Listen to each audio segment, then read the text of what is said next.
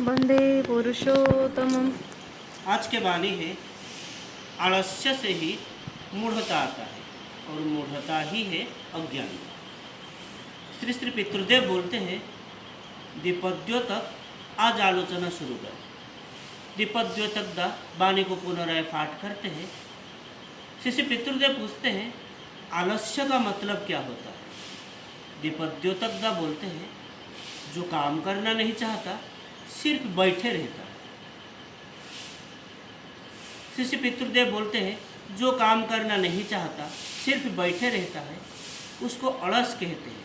और अलस का जो भाव होता है, आलसी का जो भाव होता है, वही होता है आलस्य। और मूढ़ता का मतलब, मूढ़ मतलब होता है अज्ञ, मूर्ख, जड़, जिसका चलने फिरने की क्षमता नहीं है, वो जड़ होता है।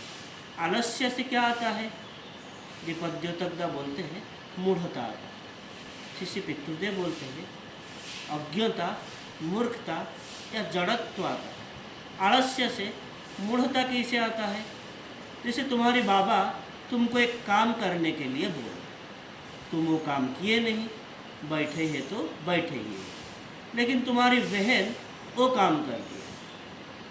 जब ये कहा गया कि तुम मत करो, चुपचाप बैठे रहो, तो क्या होगा, काम करने के जरिए जो जाना जाता है वही ज्ञान होगा। जैसे तुम्हारे पापा तुम्हें दुकान से मूंग दाल लाने के लिए बोले, तुम अगर जाके दुकानदार के साथ बातचीत करते और मूंग दाल की दर पूछते, तब जान पाते कि मूंग दाल का दर कितना है। शरीर का भी काम होता है, हम अगर हिलते फिरते तो शरीर का अच्छा रहता है।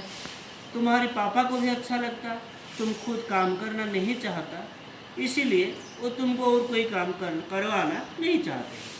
तुम्हारी दीदी को बोलते हैं या खुद कर ही लेते हैं, इससे तुम्हारा ही क्षति होता है। और शरीर वो कर्मशील ना होने की वजह से उसकी काम भी नहीं हो रहा है, और काम ना करने की वजह से बहुत काम तुम जान नहीं पाते हो, वो तुम्हें अज्ञात रह जाता है। जैसे पढ़ाई का उदाहरण भी दिया जा सकता है, तुमको किताब पढ़ने के लिए बोला लेकिन तुम पढ़े नहीं, आलस्य की वजह से बैठे रहे, पढ़े नहीं, और किताब में क्या लिखा है वो जान भी नहीं पाए। तो पढ़ने से ज्ञान होता है, अज्ञानता चला जाता है। जो मूढ़ होता है, मूढ़ का मतलब होता है अज्ञ या मूर्ख।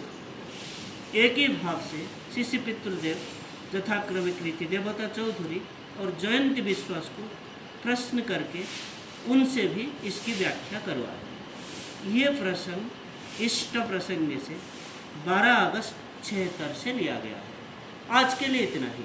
वंदे पुरुषोत्तमम्। वंदे पुरुषोत्तमम्। जय गुरु।